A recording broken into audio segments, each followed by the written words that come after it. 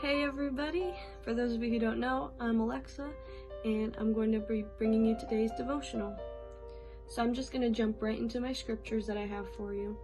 And my first one is Psalms 130 verse 7, which says, "Let Israel hope in the Lord, for with the Lord there is mercy, and with him is plenteous redemption." And then my second verse is Isaiah 44 verse 22, which says, "I have blotted out as a thick cloud thy transgressions, and as a cloud thy sins. Return unto me, for I have redeemed thee." So if you haven't noticed, the big idea behind these verses is God's redemption, or his ability to save us from error, from sin. So I was listening to a podcast a few weeks ago, and the speaker was a Christian man, and he discussed how when he was in college he had gotten his girlfriend pregnant. Now, instead of doing the right thing, he urged her to get an abortion, and he paid for it as well. After the fact, he felt extremely convicted, extremely convicted, because he knew what he had done was wrong. The relationship eventually fizzled out, and his life changed though, and he became a strong pro-life advocate. And when he and his own wife were infertile, they adopted a child whose teenage parents chose adoption instead of abortion. So think about it. He went from being a part in killing his own unborn child to saving the life of another unborn child. This was a beautiful example of redemption in many ways. But for this man, it meant God redeemed the mistake that he had made when he was in college and turned it around so that he was able to not only save a life, but to have a child of his own. And that's just how God works.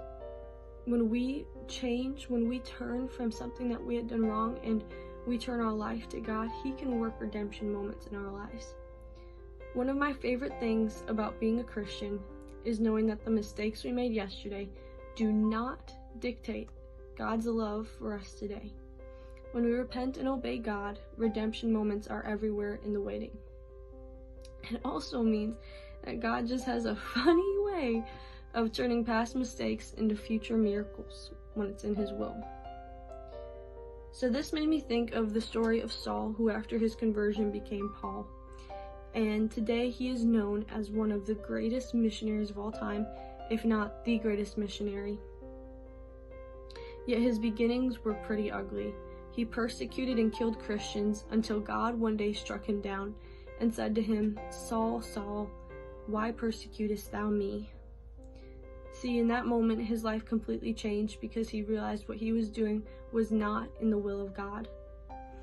And instead, he started preaching the gospel of Jesus Christ and started helping and creating churches after his conversion.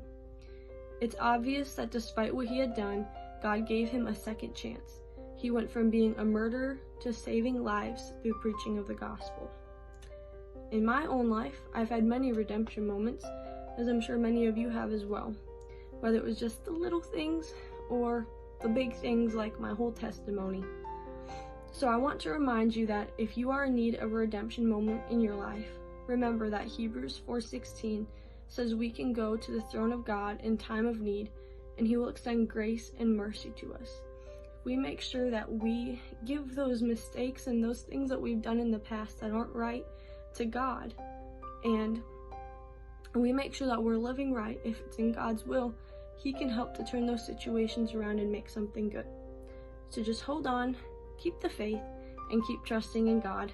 In addition, remember we're all human. We're all going to trip up sometimes. Even those that seem too far gone could just be a story of redemption in the making. Keep praying for them. Our God is a God of second chances. Thank you all for listening to me today, and I'll see you later. Bye-bye.